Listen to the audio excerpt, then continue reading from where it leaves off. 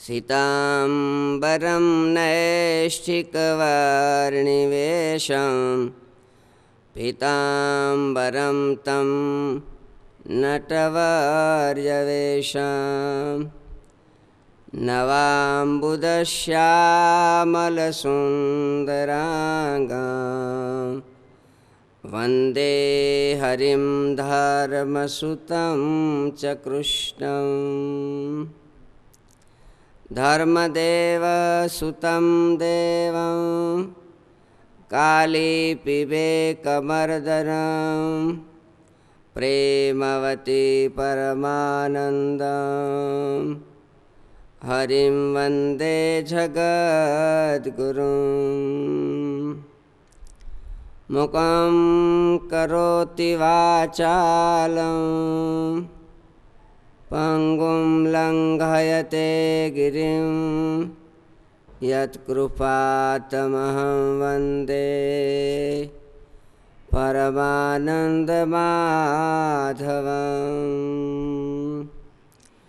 श्रूयतां देवदेवेश स्वामीनारायण प्रभो त्वदीयेनावधानेन कथयिष्ये शुभाकथाः नत्वा श्रीसहजानन्द स्वामिनं भक्तिधर्मजं तद्वाणीं च शतानन्दं ततो जयमुदीरयेत्। बोलो स्वामीनारायण भगवान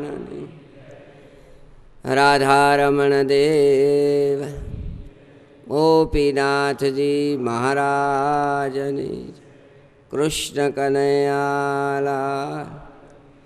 रामचंद्र भगवान विघ्न विनायक देव कष्टभंजन देवनी सिद्धेश्वर महादेवनी जय। परम पूज्य सद्गुरु महंत स्वामी देवकृष्णदास स्वामी, पूज्य कोठारी स्वामी हरजीवनदास स्वामी, पूज्य लक्ष्मणदास स्वामी, श्री हरिदास स्वामी वगैरह वंदनीय संतों, सर्वे वाला भक्तजनों, आ ईस्वीसन 2010 अधिक वैशाख मास આજથી શરૂ થાય છે, જેને આપણે પુરુષોત્તમ માસ પણ કહેવાય છે. થોડા સમય પહેલાં ધનુર્માસમાં અહીંયા જ આપણે શ્રીમદ ભાગવતજીની કથા સવારે કરી હતી. આ વખતે ભગવાન સ્વામિનારાયણના ચરિત્રથી યુક્ત એવા સત્સંગી જીવન ગ્રંથની કથા રાત્રિના સમયમાં આયોજન થયું છે. આ સત્સંગી જીવન ગ્રંથ એમને લખતા પહેલાં શતાનંદ સ્વામી મંગળાચરણ કરે છે. ગ્રંથને લખતા પહેલાં કે સદાનંદાંભોથી સ્મિતરુચિરપૂર્ણેન્દુવદન પ્રફુલ્લાંભોજન્મા છદસદૃશશોભાક્ષિયુગલ કૃપાપારાવાર શ્રિત સકલ જીવાતિ સુખદો મહાશ્રેયો મૂર્તિર જયતિ સહિ નારાયણ મુનિ. જે ભગવાન સદાય આનંદના સાગર છે, મંદ મંદ હસતા મુખારવિંદ છે, પૂર્ણિમાના ચંદ્ર જેવું સુંદર જે પ્રભુનું મુખકમળ છે, નેત્રો કમળની પાંખડી જેવી અણિયાળી આંખડીઓ એ ભગવાનની છે, અતિશય દયાના સાગર છે. આશ્રિત જનોને સુખ દેનારા છે એવા ભગવાન આ લોકમાં જય પામો. એ ભગવાનને યાદ કરી સ્મરણ કરી શતાનંદ સ્વામી એમ લખે છે કે ભગવાનના ચરિત્રોને ગૂંથવાને હું આ કાર્ય કરું છું. ભગવાનના ચરિત્રો લખવાનું નિર્વિઘ્નપણે આ ગ્રંથ ભક્તિપૂર્વક પૂરો થાય એવી ભગવાન કૃપા કરે, સંતો એવા આશીર્વાદો આપે. ભક્ત ચિંતામણીના બીજા પ્રકરણમાં નિષ્કુળાનંદ સ્વામીએ ગ્રંથ લખતા પહેલાં પણ સંતો ભક્તો બધાની પ્રાર્થના કરી કે ભગવાનના ગુણગાન ગાઉં છું, નિર્વિઘ્નપણે આ ગ્રંથ પૂરો થાય. મંગળાચરણ એનું કરાય કે જેનું મંગળ આચરણ છે, જેને સવારમાં સંભાળવાથી મંગળ થાય, સવારમાં સંભાળી તો સારું થાય એવા ભગવાન અને સંતોને ભક્તોને યાદ કરતા હોય. કામ ક્રોધ અને લોભના જેને હૃદયે ન લાગ્યા રોહ, એ સમરવા જોગ દિવસ ઉગતા દાદભા. જેનામાં દોષો નથી, ભક્તિ છે એવા સાધુ સંતો અને ભક્તોને યાદ કરીએ તો પણ આપણું મંગળ થાય. એવા ભગવાનને યાદ કરું છું. જે ભગવાન પવિત્રાણામ પવિત્રોયમ મંગલાનામ ચ મંગલમ. મંગળમાં પણ મંગળ ભગવાન છે. કુમકુમ છે ને એ મંગળ કહેવાય. લક્ષ્મી દેવીજીનું પ્રસાદીનું છે, માતાજીનું પ્રસાદીનું છે તો પણ મંગળ કહેવાય. તો જેનાથી બધા મંગળરૂપ થયા છે એવા ભગવાન તો મંગળમાં પણ મંગળરૂપ છે. કાર્યોની શરૂઆત કરતાં પહેલાં નિર્વિઘ્નપણે એ કાર્ય પૂરું થાય એટલે મંગલાચરણ કરવાના રિવાજ હોય. સંપ્રદાયની પરંપરાના જતન કરવા માટે પણ રિવાજ હોય. મંગલાચરણ 3 પ્રકારના થતા હોય છે: સ્મરણાત્મક, નમસ્કારાત્મક, વસ્તુ નિર્દેશાત્મક. આ 3 પ્રકારના મંગલાચરણ હોય. શિક્ષાપત્રીમાં વામેયસ્ય મંગલાચરણ શરૂ કર્યો, ભાગવતજીમાં જન્માદ્યસ્ય યતોન્વયાદિશ, દરેક ગ્રંથમાં આવે. તો શતાનંદ સ્વામીએ ભગવાન નારાયણને યાદ કરી મંગળાચરણ કરી અને આ ગ્રંથની શરૂઆત કરી છે. આ સત્સંગ ગ્રંથનું માહિતમ લખ્યું છે સદગુરુ મુક્તાનંદ સ્વામીએ. અને માહિતમ લખતા પહેલાં મુક્તાનંદ સ્વામી પણ ભગવાન નારાયણ પોતાના ઈષ્ટદેવ એવા પ્રભુને યાદ કરી અને ધ્યાન ધરે છે. જુષ્ટો મુક્તગણૈર્નિજાક્ષર પદે દિવ્યાકૃતિ સાદરમ યો ભક્તો પ્રકટી બભૂવદયયા ધર્માજ્જનશ્રેયસે અત્રોન્મૂલયિતું ત્વધર્મમવિતું સાધુશ્ચ ધર્મં શુભં ધ્યાયેतं હરિમીશ્વરેશ્વરમહં સદ્બુદ્ધિદં સર્વદા. મુક્તાનંદ સ્વામી લખે છે, સદબુદ્ધિને આપનારા એવા ભગવાન. જન્મંગલ આપણે બોલીએ ને એમ આવે બુદ્ધિદાય દયાવતે. ભગવાન બુદ્ધિના દેનારા છે, સારા વિચારો દેનારા છે. એવા મારા ઈષ્ટદેવ, ઈશ્વરોના પણ ઈશ્વર, જેને હું શરણે છું, જેના નામથી આ ભેખ ધારણ કર્યો છે, એવા મુક્તાનંદ સ્વામી કહે છે, હું એવા પ્રભુનું ધ્યાન ધરું છું. જે ભગવાન કેવા છે, અનેક મુક્તોના ગણથી સેવાયેલા છે. કે તો અનેક મુક્તોને વચ્ચે રહ્યા છે. મધ્યના 13માં મહારાજે લખ્યું કે જે ભગવાનના ચારે બાજુ મુક્તોના મંડળો ભરાઈને બેઠા છે. એ મુક્તો ઊભા છે, સ્તુતિ કરે છે, હાથ જોડે છે, દિવ્ય આકૃતિને ધારણ કરનાર છે. અને જીવોના કલ્યાણ કરવા માટે જે ભગવાન પ્રગટ થાય છે, અધર્મનો નાશ કરે છે, ધર્મનું સ્થાપન કરે છે, પોતાના ભક્તોને લાડ લડાવે છે, પ્રેમ અને સુખ આપે છે. ક્યારેક એ ભગવાન કોઈકના પુત્ર રૂપે થાય છે, કોઈકના મિત્ર રૂપે, કોઈકના સખા રૂપે, અને વાલ કરી અને સ્નેહ રાખી કોઈ પણ પ્રકારે એ ભક્તને સુખ આવે, આનંદ આવે, એનું મન પોતા મારીએ એવા ચરિત્રો ભગવાન કરે છે. જે ભગવાને શતાનંદ સ્વામીની પાસે જીવોના કલ્યાણને માટે સત્સંગી જીવન ગ્રંથ કર્યો છે, એવા ભગવાન સ્વામિનારાયણ ધામમાં પધાર્યા પછી એક દિવસ ગઢપુરમાં ગોપીનાથજી મહારાજના મંદિરમાં સભા થઈ છે. તે વખતે બંને આચાર્યશ્રીઓ, મુકુંદાનંદ બ્રહ્મચારીજી આદિ અન્ય બ્રહ્મચારીઓ, મુક્તાનંદ સ્વામી આદિ સાધુઓની સભા થઈ છે. અને એમાં શતાનંદ સ્વામી પધારે છે, જેણે આ ગ્રંથ લખ્યો છે. શતાનંદ સ્વામીને આવતા દેખી અને બધા સંતોએ વંદન કર્યા છે, યોગ્ય આસન આપ્યું છે, વિરાજિત થયા છે. આચાર્ય મહારાજશ્રીએ શતાનંદ સ્વામીને એમ કીધું, સ્વામી, તમે મહારાજના ચરિત્રોથી ભરપૂર સત્સંગી જીવનનો ગ્રંથ કર્યો છે.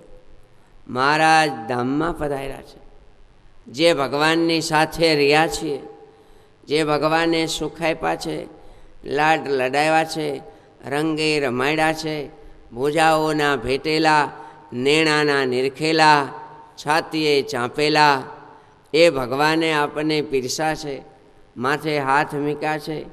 જમાડતા અને પીરસતી વખતે દહીંના અને દૂધપાકના ખોબા ભરી ભરી, ડોલું ભરી ભરી માથે રેડી છે. રંગોત્સવ રમાડ્યા છે, શાકોત્સવ કરી શાક પીરસા છે. સ્વામી, આ બધા ચરિત્રો તમે ગૂંથ્યા છે, મહારાજ ધામમાં પધાર્યા છે, એમનો બધાને વિયોગ છે. જો તમે એ પ્રભુના ચરિત્રો સંભળાવો ને, તો ભગવાનના ચરિત્રો સાંભળતા સાંભળતા થોડા દિવસ પસાર થાય, થોડો વિયોગ ઓછો થાય, અને એ બાને ભગવાનના ગુણ કહેવાય. એ સ્વામી, તમે એવા ચરિત્રો સંભળાવો. સ્વામીએ કીધું, ભલે મહારાજ, આપની ઈચ્છા અને આજ્ઞા. અને એમ કહેવાય છે, શતાનંદ સ્વામીએ સત્સંગી જીવનની કથા ગઢપુરમાં પ્રભુ પધાર્યા, ધામમાં પધાર્યા પછી સંભળાવી છે. સુંદર મંડપ આદિક રચાયા છે. 7 દિવસની કથા થઈ છે. બધાને ખૂબ સુખ અને આનંદ આવ્યો છે. એમ કહેવાય છે, ઝીણાભાઈએ પ્રાર્થના કરી. સત્સંગી જીવનમાં આવે છે, બોલતા પહેલાં મનમાં એવો પણ થોડો વિચાર થાય, આમાં લખ્યું છે એટલે બોલીએ છીએ. કારણ કે ઝીણાભાઈ તો મહારાજ હતા અને ધામમાં ગયા છે, તેમ છતાંય સત્સંગી જીવન ગ્રંથમાં લખાયું છે. દિવ્ય દેહ, દિવ્ય ભાવથી જે રીતે પૂછ્યું એ લખ્યું હોય છે. ઝીણાભાઈએ પૂછ્યું હાથ જોડીને કે આ સત્સંગી જીવન ગ્રંથના મહિમાની અમને કૃપા કરીને વાત કરો. એનો શું મહિમા છે? એ કોણ સાંભળી શકે? અધિકાર કોનો છે? સાંભળવાનું શું ફળ છે? કેવા દેશમાં, કેવા કાળમાં, કેવા સમયે કઈ રીતે સાંભળવું, એની વિધિ શું છે એ અમને સમજાવો. એમના વક્તા અને શ્રોતાઓ કેવા હોય? ગ્રંથને સાંભળ્યા પછી દક્ષિણા આદિક દેવી એનો રિવાજ કે વિધિ હોય એ કહો. જેમ શ્રીમદ ભાગવતના માયતમમાં બધી વિધિ આવે છે, માયતમની કથામાં, એવું જ અહીંયા પૂછાણું છે. સાંભળીને શતાનંદ સ્વામી બહુ રાજી થયા. દરબાર, તમે જે પ્રશ્ન પૂછ્યો છે એ અનેક જીવોનું હિત થાય એવું પૂછ્યું છે. આ ગ્રંથ સર્વશાસ્ત્રોના સારરૂપ છે, સર્વશાસ્ત્રોના સારરૂપ છે. વેદ, પુરાણો, ઇતિહાસો એના સાર રૂપે છે. ભગવાન સ્વામિનારાયણ ધામમાં પધાર્યા પછી જીવોને કલ્યાણને માટે નૌકા સમાન આ ગ્રંથ છે. મહારાજ તો ધામમાં પધાર્યા, દરિયો કેમ તરવો?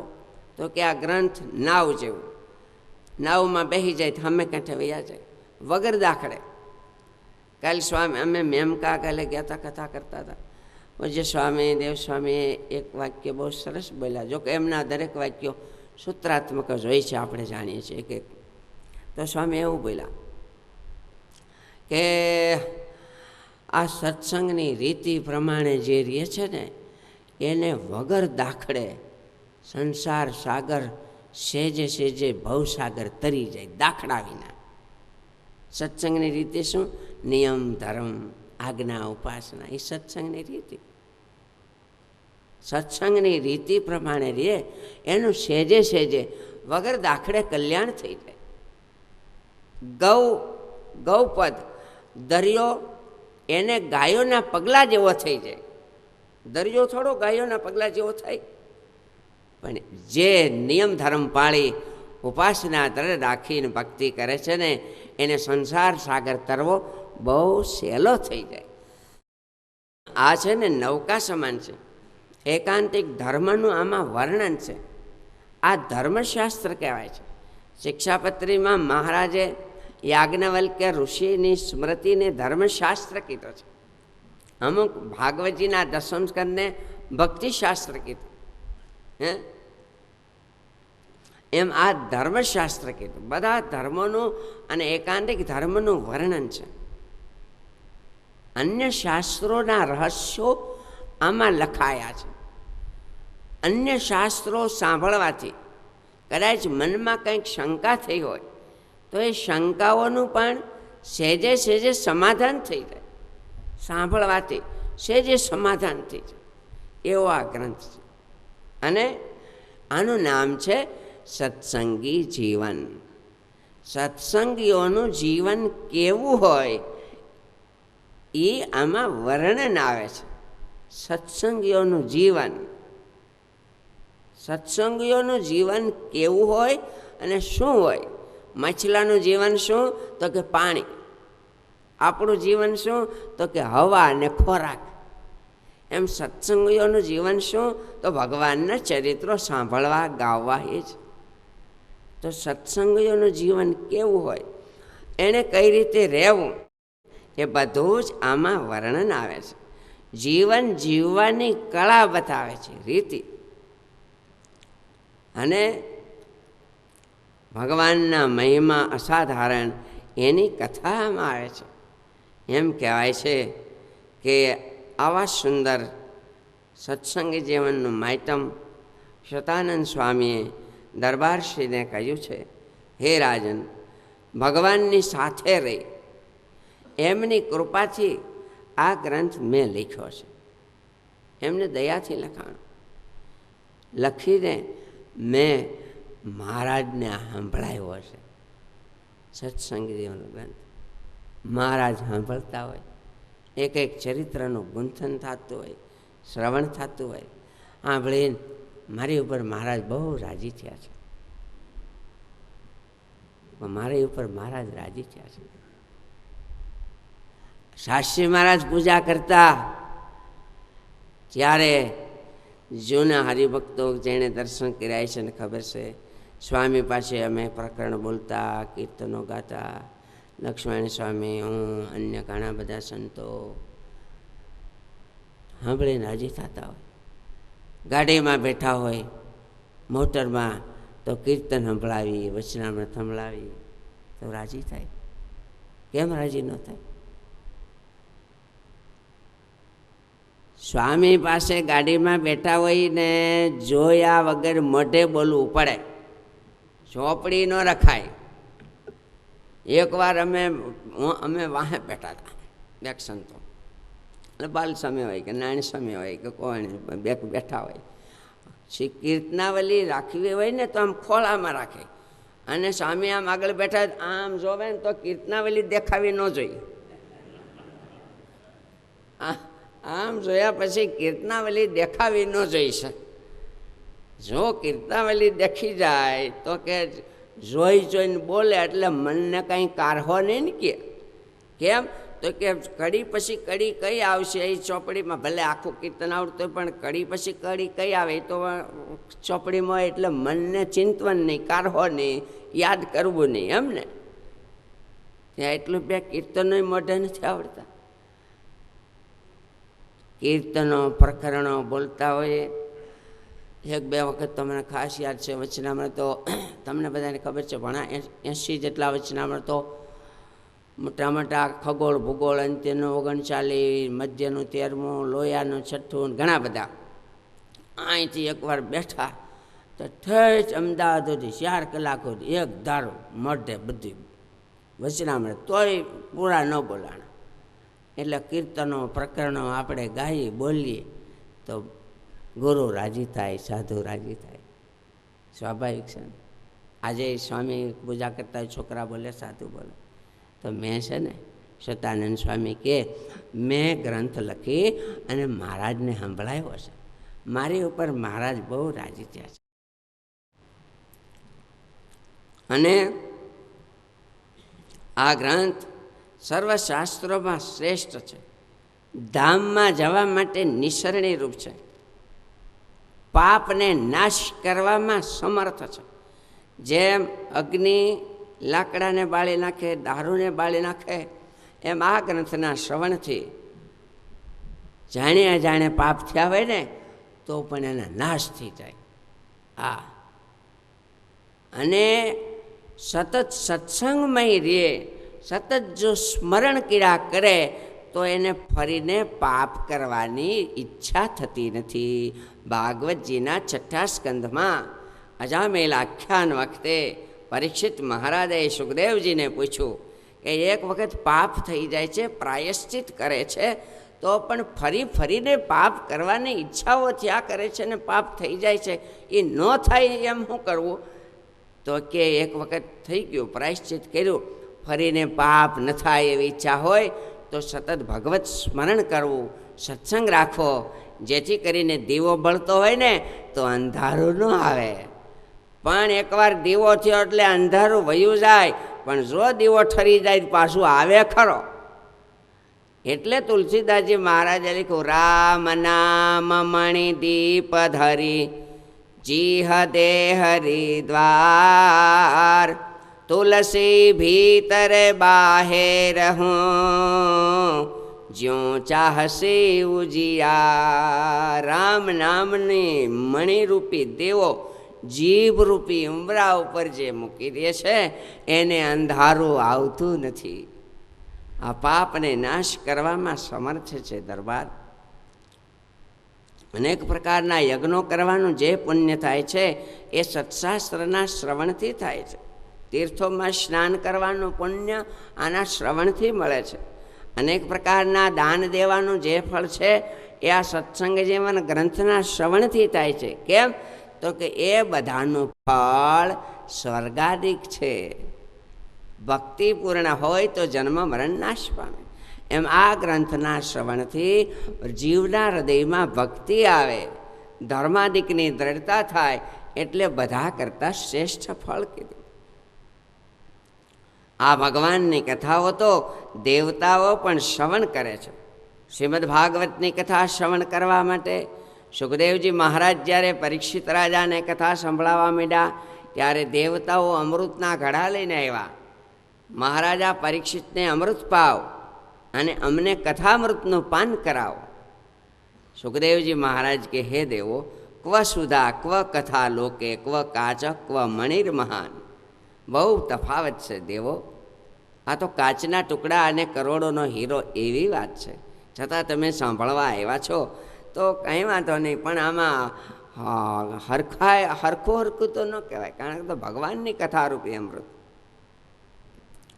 હવે શ્રવણ ક્યાં કરવું, ક્યારે કરવું, કેવા દેશકાળમાં કરવું, દેહ શુદ્ધિ, દ્રવ્ય શુદ્ધિ, મન શુદ્ધિ કેવી હોય એની વાત આવે છે. દેશ શુદ્ધ, સર્વ કરતાં શ્રેષ્ઠ ભગવત કથા ક્યાં કરવી?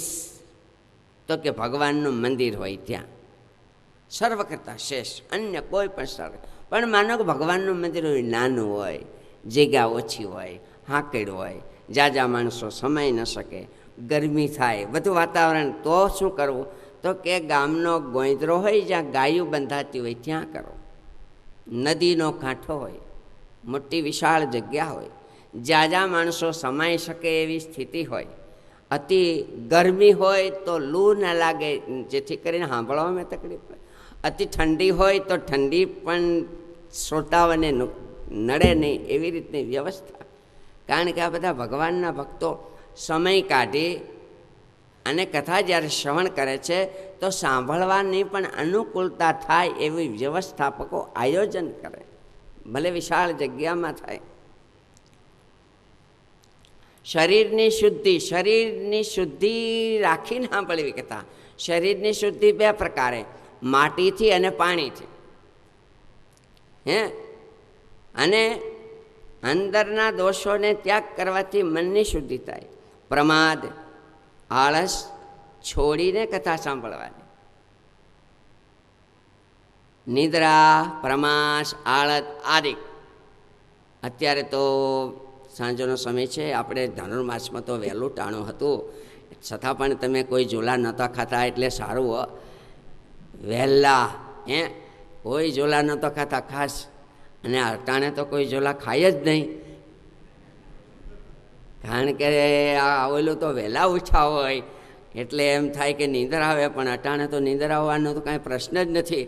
કારણ કે ઘરે પણ 11-12 વાગ્યા સુધી જાગતા જ હો, પછી અહીંયા ગાફલ રાખીને હોઈ જવું હોય તો એક વાર જુદી હોય. તો આળસ અને પ્રમાદ અને નિદ્રાનો ત્યાગ કરવાનો. પણ માનો કે ઝોલા આવે તો શું કરવું? ભાઈ, કથામાં ઝોલા આવે તો શું કરવું? તો કે ક્યાંય નિંદર નથી આવતી ને કથામાં આવે છે તો બહુ સારું. ગોળીઓ ખાવાથી નહીં નિંદર ન આવતી હોય, એ જો કથામાં નિંદર આવી જતી હોય તો વેલકમ. એ જો શું, એટલે માનો કે કથામાં નિંદર આવે તો શું કરવું? તો વચનામૃતમાં મહારાજ લખ્યું, નિંદર આવે ત્યારે ઊભા થાવો. એટલા બધામાં કોણ ઊભો થાય? ઊભો તો કરાય નહીં. મહારાજે આનંદજી સંઘાડિયાને જોવો, રાતે કથામાં ઝોલા ખાય તો ઊભા કર્યા. હો, આનંદજી સંઘાડિયાનું ચરિત્ર આપણે જાણીએ છીએ. આનંદજી સંઘાડિયાને ઊભા કર્યા, આખી રાત કથા સાંભળે, દિવસ આખો કામ કરે, હુવાય નહીં. એટલે વળી રાતે નીંદર આવે બાપડાને, એટલે વળી મહારાજાને ઊભા કરે. તે ઊભા ઝોલા ખાય. તે ઊભા ઝોલા આવે તો કે આપણે પેલા જૂના વિદ્યાર્થીને ખબર છે, સવારે વહેલા ઉઠતા, મોઢું ધોયા વિના પ્રાર્થના કરવા જતા, ઓલો ટુવાલ ઓઢી અને લાંબુ અષ્ટક બોલે. હો, વાર વાર કરુણા સાગર, કેવું લાંબુ. તો ઊભા ઝોલા ગણાય આવે. તો ઊભા કરે ઝોલા આવે તો કે ખપડે એને ચોટલી બાંધી દેવી.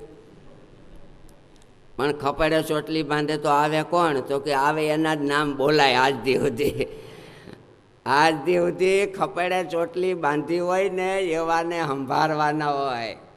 મહારાજે એવાને સંભાળ્યા. જો આનંદજી સંઘાડિયા જેવાને.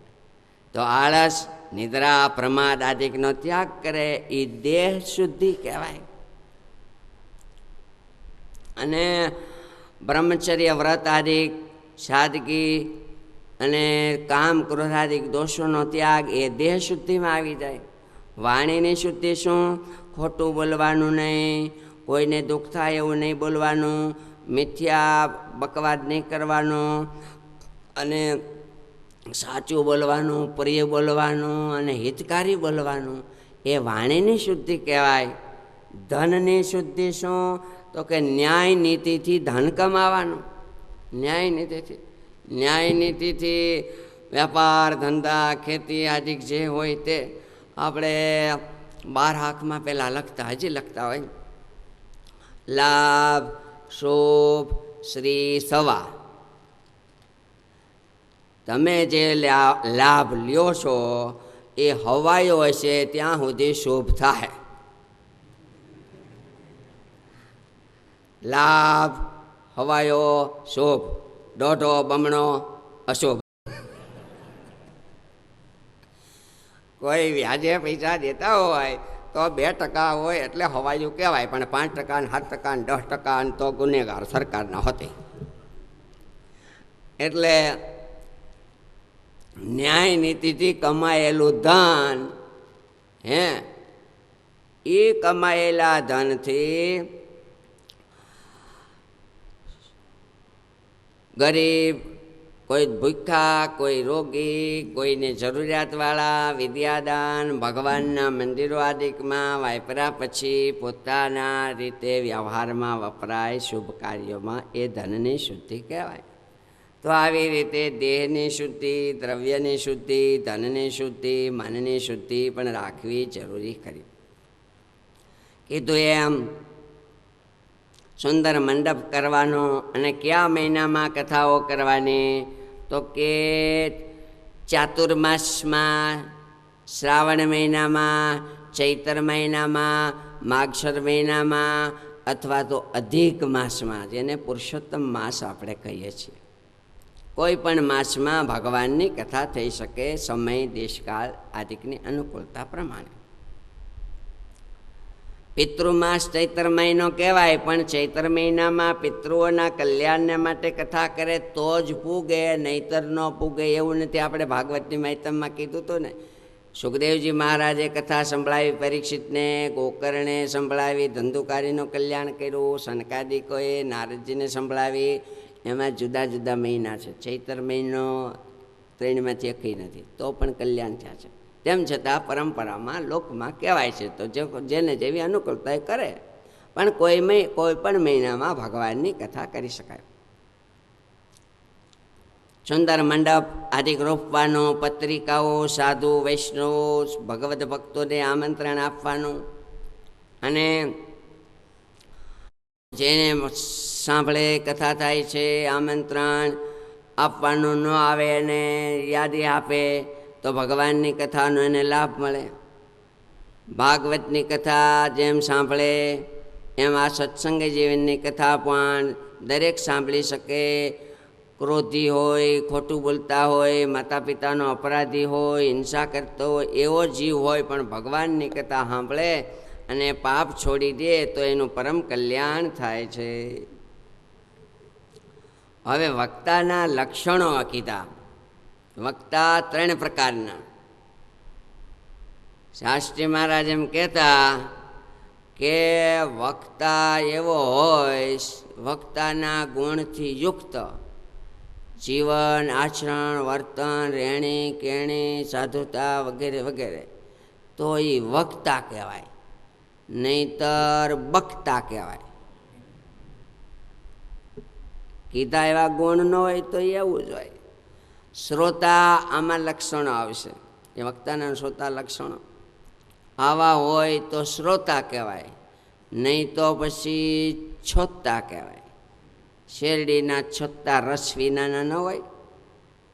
જો શ્રોતાના લક્ષણો અને વક્તાના લક્ષણો યોગ્ય હોય તો જ શ્રોતા અને વક્તા, નહીંતર ખામીવાળા કહેવાય. ખોટું કોઈ નથી કરતા, જ્યાં ત્યાં બેહાવા કરતાં અહીંયા બેહાય છે અને ભગવાનના ગુણ ગાવાય છે તો સારું જ છે ભાઈ.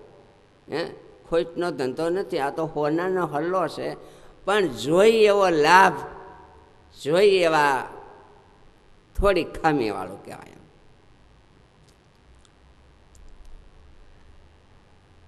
જે વક્તાઓ છે તે અતિ લાંબુ ન કરે, શાંત સ્વરથી બધા રસનું વર્ણન, 9 રસ જે કહેવાય છે એનું 9 રસનું વર્ણન, શાંત રસ, કરુણ રસ, રૌદ્ર રસ, વીર રસ આદિક જે 9 રસ કહેવાય એ 9 રસની નિષ્પત્તિ થવી જોઈએ. તેમ છતાંય શાંત રસ અને કરુણ રસ 2 રસ મુખ્ય છે. વક્તા એની વાતમાં શૃંગાર રસની વાતું બહુ ન હોય એ સારું છે. શૃંગાર રસ અતિ નહીં.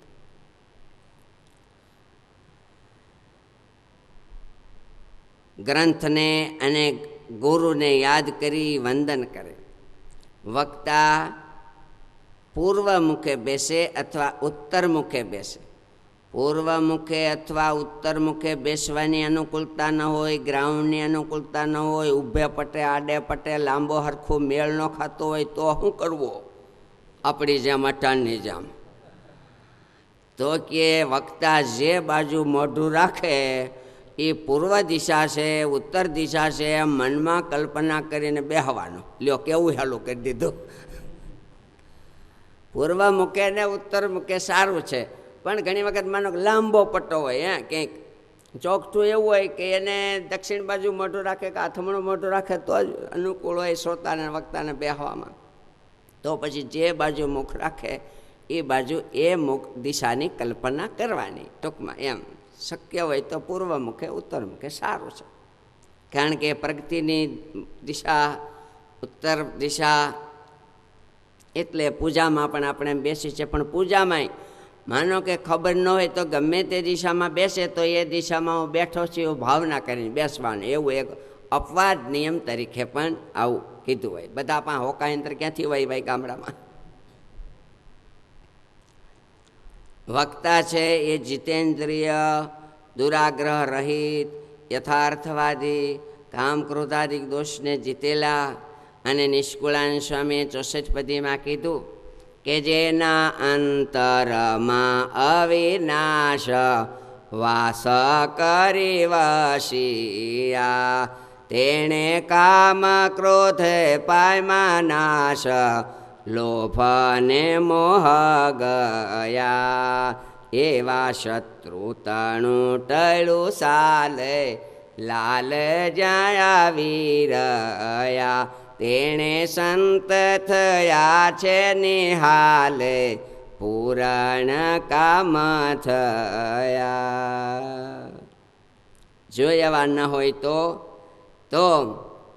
કરે કથા કીર્તન કાવ્ય, અરથ એ સારેવા. ભલો દેખાડે ભક્તિ ભાવ, પર ઘર મારવા.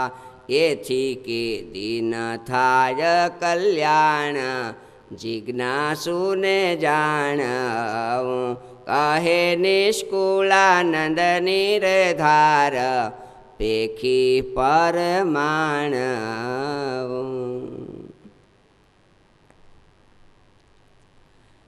આવા વક્તા, શાસ્ત્રોને જાણનાર આદિ વક્તા, શ્રીમદ ભાગવત આદિ ગ્રંથના વક્તા, બ્રાહ્મણ વિપ્રહ કથામ વદે. બ્રાહ્મણ ન હોય તો કે દ્વિજાતિ એટલે બ્રાહ્મણ, ક્ષત્રિય ને વૈશ્ય, એણે ભાગવતી દીક્ષા લીધી હોય તો એ પણ કથા કરે. બ્રહ્મચર્ય આદિકને પાળતા હોય તો એ પણ કથા કરે. આજના સમય જમાના પ્રમાણે ગમે તે જ્ઞાતિના હોય તો પણ કથા કરતા હોય છે, સૌ જાણે છે. આજે તો બહેનો પણ કથા કરતા હોય છે, રામાયણ ભાગવત આદિ. તો વક્તા આ ગુણથી યુક્ત હોય, શુદ્ધો શાંત હોય, દોષોથી રહિત હોય. આવા વક્તા એ 3 પ્રકારના કહેવાય છે: તામસી, રાજસી અને સાત્વિકી વક્તા. અને શ્રોતા પણ એવી રીતે રાજસી, તામસી અને સાત્વિકી 3 પ્રકારના શ્રોતા કહેવાય છે. શ્રદ્ધા ન હોય, વ્યવહાર વધારવા માટે સાંભળવા આવતા હોય. જવું પડે ને એક દી જઈ આવી, કારણ કે સંબંધીમાં છે એટલે જઈ આવી.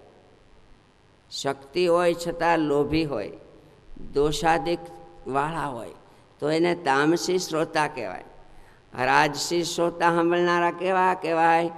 દાન દેવામાં મંદ શ્રદ્ધા હોય, અસ્થિર ચિત્ત હોય, ચારે બાજુ જોયા કરતા હોય, આસન ચંચળ હોય, ઘડીકે સ્થિર થઈને બેહે નહીં, ઘડીએ ઘડીએ હાથ આદિકની ઇન્દ્રિયોની ચંચળતા રાખે, તો એ રાજસી શ્રોતા કહેવાય. સાત્વિકી કોણ કહેવાય? તો બધું છોડી અને કેવળ ભગવાનની કથા સાંભળવામાં તાન અને મન હોય, ભગવાનમાં હેત વધે એવી દ્રઢતા હોય. કથામાં જે આવે છે ને એ મને જ કહે છે એમ માને, મારે માટે જ છે કીધું ને એ માને, મને લાગુ પડે એવું છે એમ માને, એ સાત્વિક શ્રોતા કહેવાય. કથામાં છે ને ઘેરા ગા હોય. ગુણાતીતાનંદ સ્વામીએ લખ્યું, 2 વીઘાનો બાજરો હોય ને ગોફણમાં પાણો નાખીને આમ મારે કોઈને લાગે 21 એકલું મીર્યું, પણ નિશાન લે ને તો વિંધાઈ જાય. એ ટાણે બેહનારા સાંભળનારા એમ જાણે કે આ તો મારે માટે જ છે, મારા અંગનું છે, મારામાં આવો સ્વભાવ છે, તો એ નિશાન આવ્યું કહેવાય. એમ માનીને સાંભળનારા સાત્વિક શ્રોતા કહેવાય. આવા શ્રોતા અને વક્તા બરાબર હોય તો જીવનું કલ્યાણ થઈ જાય. સુખદેવજી મહારાજ જેવા વક્તા, પરીક્ષિત રાજા જેવા શ્રોતા તેથી હતા એમ આજ પણ હોય છે. અને જો હોય તો આજે જીવનું કલ્યાણ જરૂર થાય. ચોક્કસ. બે ઠેબા બરાબર હોય તો ધગી જાય, ખામી હોય તો ખાવટ રહી જાય. નદીએ જાય ને તરસો રે તો કે નદીએ ગયો પણ તરસો રહ્યો, કાં નદીમાં પાણી નથી. પાણી ન હોય તો નદી જ કહેવાય ને, દરિયો થોડો કહેવાય. પાણી ન હોય તો એને નદી જ કહેવાય, પણ હુકી કહેવાય. અને કાં પાણી હાલ્યું જતું હોય ને પીધું ન હોય. કે નદી કિનારે કોઈ નર ઊભો, તૃષા નહીં સમાણી રે, કાં તો એનું અંગ આળસું, કાં તો સરિતા સુકાણી રે, જૂના ધર્મ લ્યો જાણી સંતો, મળ્યું ધન તો મોજન માણે. પૈસા ખૂબ પણ વપરાણા નહીં, ઉપયોગ આવ્યા નહીં, વાપરી શકાય નહીં એવું શરીર. મળ્યું ધન પણ મોજન માણે, એ કહું કર્મને કમાણી રે, કાં તો ભાગે બીજાનું ભળ્યું, અને કાં તો ખોટી કમાણી રે, જૂના ધર્મ લ્યો જાણી સંતો. સદગુરુ સેવે ના સુધરો ને, વિમળ મળી નહીં વાણી રે, કાં તો ગુરુજી જ્ઞાન વિનાના, અને કાં તો એ પામરે પ્રાણી રે, જૂના ધર્મ લ્યો જાણી સંતો. આ બધા સંતોના, કવિઓના આ બધા ભજનો છે. આવા જે વક્તા છે એ જ્યારે વ્યાસપીઠ ઉપર બેસે ત્યારે ભગવાનને, ગ્રંથને અને શ્રોતાઓને પણ વંદન કરીને બેસે. કેમ? તો કે સાંભળનારા બધા ભગવાનના ભક્તો છે. અને જે વક્તા હોય એ જ્યારે વ્યાસપીઠ ઉપર બેસે ત્યારે એને વ્યાસ સ્વરૂપની આપણે ભાવના રાખતા હોય. નાના હોય કે ઉંમરલાયક. આજે સાધુ સંતો અમે નાના હોય, સાધુ થયા પછી 2-5 વર્ષ માંડ થયા હોય, 80 વર્ષના વૃદ્ધ હોય તો પણ એના મુખેથી કથા સાંભળે, એને વંદન કરે, એને વાંકા વળીને પગે લાગે. એમ જાણે ભાઈ એણે સંસાર છોડ્યો અને માથે ભગવું પહેર્યું છે. એવા મહિમા જાણી અને સાધુઓને નવા હોય એ જૂના હરિભગત જેટલું સાધના ન કરી હોય, ભજન ન કર્યું હોય, સેવા ન કરી હોય, તપ ન કર્યું હોય, ઘણું બધું છે, તો પણ એ સ્થાન એવું છે કે સ્થાનને લીધે હરિભક્તો સાધુ સંતોને વંદન કરે, પ્રણામ કરે. એમ વ્યાસપીઠનું આસન એવું છે કે વ્યાસ સ્વરૂપ માની અને શ્રોતાઓ એને વંદન કરે. કેમ કે એના મુખની જે વાણી છે ને એ જન્મ મરણને ટાળનારી છે. અને જે કામ કુહાડાથી ન થાય એવું કામ કલમથી થઈ જાય, જે કામ શસ્ત્રોથી ન થાય એવું કામ શાસ્ત્રોથી થઈ જાય, અને જે કામ રાજગાદીથી ન થાય એવું કામ ક્યારેક વ્યાસ ગાદીથી થઈ જાય. એની અસર થઈ જાય. ક્યારેક એનું હૃદય પીગળે અને સત્વગુણ હોય ને તો એનું જીવન ફેરફાર થઈ જાય. એટલે આમને વ્યાસ ગાદી કહેવાય છે. આજ દિવસ સુધી વ્યાસ ભગવાને જે ચિંતન કર્યું, જે મનન કર્યું, જે એમણે લખ્યું, જે બોલ્યા, એનું પ્રસાદીનું બધા જ વક્તાઓ બોલતા આવે છે. મહારાજે તો લખ્યું વ્યાસજીના વચનને અનુસરે ત્યારે આચાર્યો સંપ્રદાયની સ્થાપના કરી શકે. પછી વલ્લભાચાર્ય મહાપ્રભુજી હોય, નિમ્બાર્ક હોય, શંકરાચાર્યજી મહારાજ હોય, એ વ્યાસ ભગવાનના વચનને અનુસરે ત્યારે. એટલે વ્યાસ ગાદી એટલે કહેવાય કે જે બોલે છે, જે વક્તા ગમે તે છે, એ વ્યાસ ભગવાનના વચનને અનુસારે બોલતા હોય અને બોલવું જોઈએ. અને વક્તાએ પણ વિચાર કરવાનો કે હું કીર્તન ભક્તિ કરું છું. સુખદેવજી મહારાજની કીર્તન ભક્તિ વખણાની, પરીક્ષિત રાજાની શ્રવણ ભક્તિ સાંભળે છે. હું કીર્તન ભક્તિ કરું છું અને આ બધા જે સાંભળે છે ને એ શ્રવણ ભક્તિ કરે છે. બધા બહુ ભાગ્યશાળી અને પુણ્યશાળી છે કે સમય કાઢી અનેક વિડંબના વચ્ચે પણ ભગવાનની કથા સાંભળવા આ બધા ભેળા થઈને લાભ લે છે. કોઈ શરીરે આજામાદા હોય, કોઈ મોટી ઉંમર, વૃદ્ધ ઉંમર હોય, બેસવાની તકલીફ હોય, વાહો દુખતો હોય, બરડો ફાટતો હોય, ગોઠણ કળતા હોય, તો પણ એ ગણ્યા વિના 3-3 કલાક સુધી ભગવાનની કથા સાંભળે છે. કથા સાંભળનારા શેઠિયાઓ અને સુખિયા હોય, ઘરે એને મોટા મોટા સોફા સેટો અને ગાટલા અને કેવા ગાલીચાઓ હોય, એ બધું છોડી અને સામાન્ય આસન ઉપર બેસી અને ભગવાનની કથા સાંભળે છે. આ 3 કલાક સુધી એ તપ કરે છે. એને ઘરે બધી સગવડતા હોવા છતાં છોડી અને કંઈ પાથરું હોય, ન પાથરું હોય, ધૂળમાં બેહી અને ભગવાનની કથા સાંભળે છે. ભાઈ, આ બધા વૈષ્ણવ ભગવત ભક્તો બેઠા છે ને, તો હું ભગવાનની કથા કરી શકું છું એમ વક્તા માને. ગરુડજીએ જ્યારે કથા સાંભળી ત્યારે કાગભૂષણજીએ ગરુડજીનો ઉપકાર માન્યો. ગરુડજી તો ખગરાજ પક્ષીરાજ કહેવાય, તો પણ કાગભૂષણજીએ કીધું, હે ખગપતિ, તમે જો બેઠા છો સામે તો હું ભગવાનના ગુણ ગાઉં છું, માટે હું પણ તમારો ઉપકાર માનું છું કે તમે બેઠા છો તો હું કથા કરી શકું છું, નહીં તો હું કોની પાસે કરત.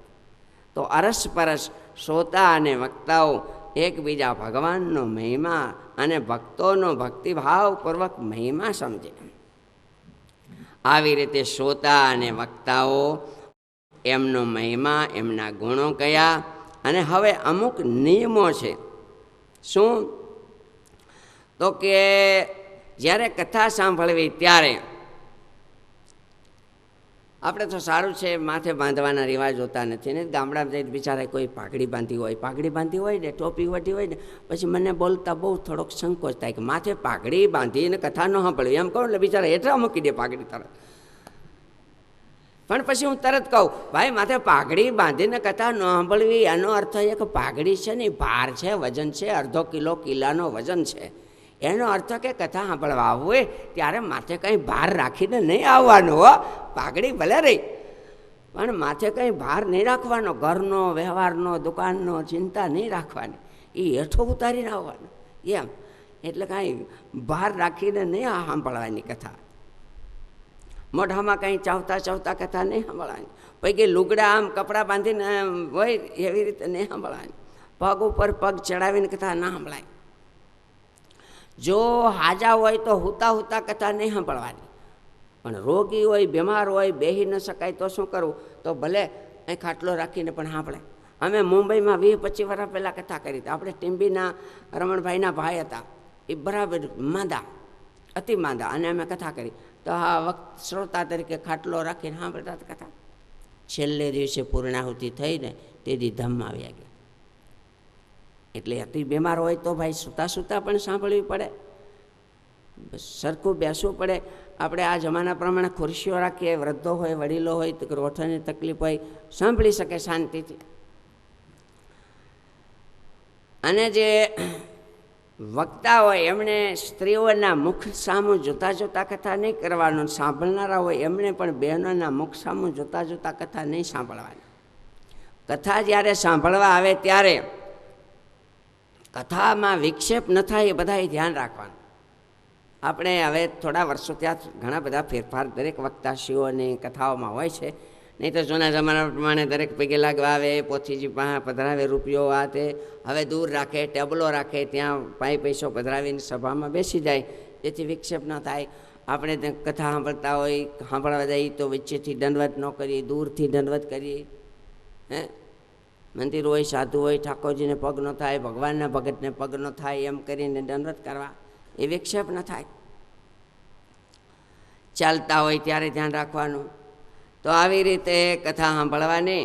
અને એમ લખ્યું કે 7 દિવસ સુધી ભૂખ્યા રહીને ઉપવાસ કરીને કથા સાંભળવી.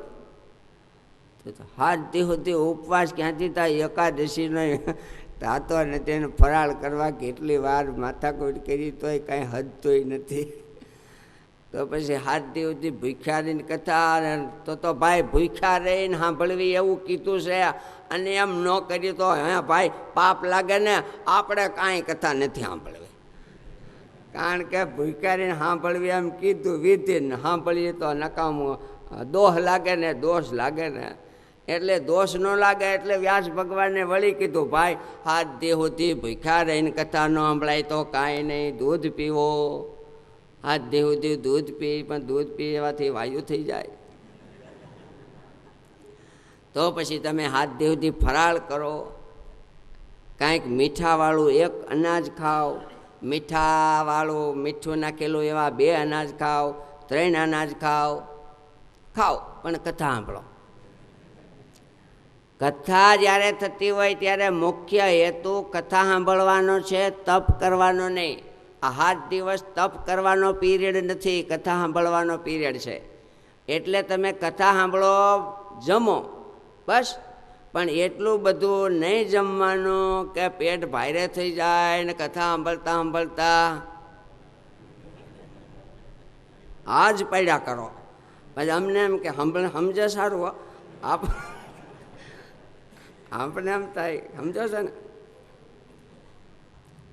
એ જરાક ધ્યાન રાખવાનું હો. અટાણે રાતનું ટાણું છે એટલે ખાસ ધ્યાન રાખજો. તો ભોજનમ તું વરમ મન્યે કથા શ્રવણ કારકમ નોપવાસો વરહ પ્રોક્ત કથા વિઘ્ન કરો. યદી કથામાં વિઘ્ન થાય, શું આળસ થાય, તંદ્ર આવે, શક્તિ ન રહે તો ઉપવાસ નહીં કરવાનો. ખાઓ પણ કથા સાંભળો. નીચું જોઈને કથા નહીં સાંભળવાની. હા, આપણે ઓલી વખતે ખાસ કીધું હતું ને આ વખતે કહી, કથા સાંભળો ત્યારે હેઠું જોઈને કથા નહીં સાંભળવાની. આમ કેમ તો કે આમ બેઠા હો એટલે અમને તમારો વાળ જ દેખાય. આમ તમે બેઠો એટલે આગળ બેઠો અમને તમારો વાળ દેખાય, મોઢું ન દેખાય.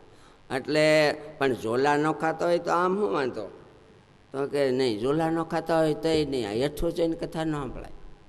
કેમ તો કે હેઠું જોઈને સાંભળે ને તો કંઈક ઝોલું આવી જાય, એટલે નહીં. આંખો વીંચીને કથા નહીં સાંભળવાની. કેમ તો કે તમે હાલો માસ્તર સાહેબ ભણાવે ને છોકરો આંખો વીંચીને આમને બેઠો રહીને સાંભળે તો માસ્તરને ગમે? હે ગમે? બસ તે એટલે શિક્ષકને સામું જ વિદ્યાર્થીએ જોવું પડે. શિક્ષકને સામું જોતા જોતા રિસ્પોન્સ પણ આપવો જોઈએ કે હું બોલું છું ભાઈ સમજે છે કંઈક.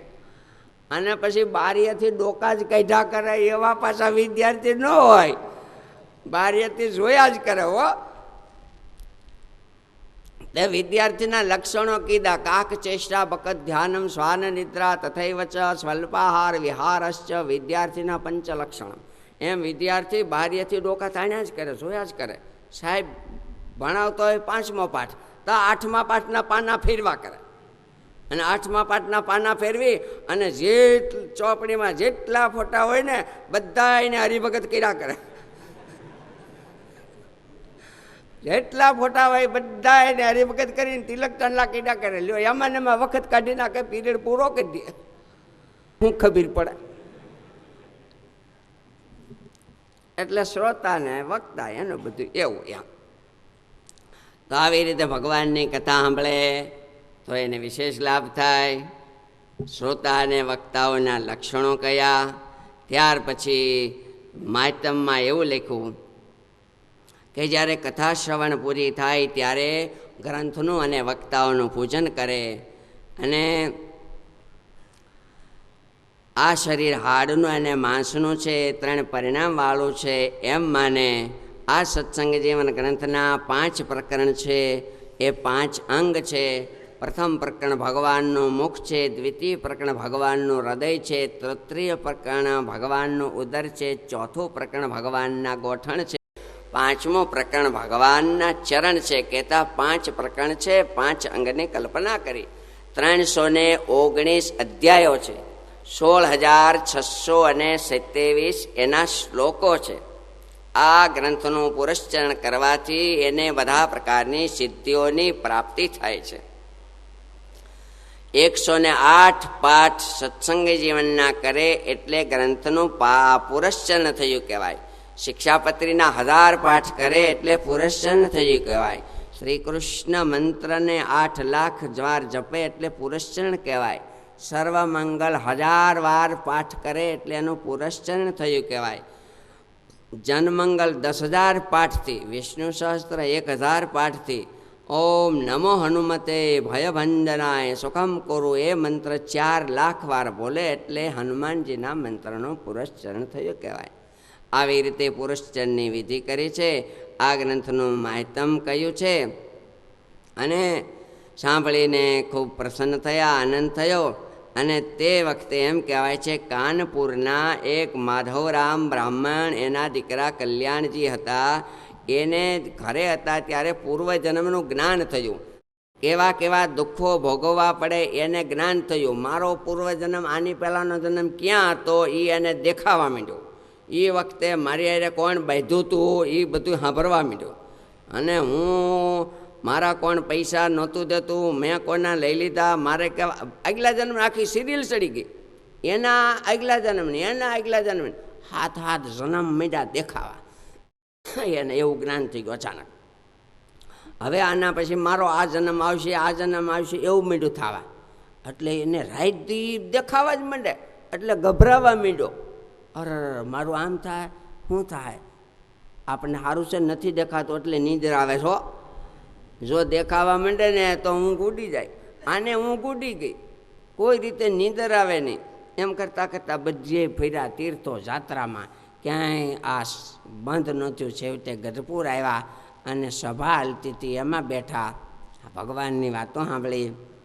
અને એમ કહેવાય છે એ ભાવ વિભોર બન્યા, ભગવાનના દર્શન થયા, કૃતાર્થ થયા, બધી વાત કરી, વંદન કરી અને વિદાય થયા.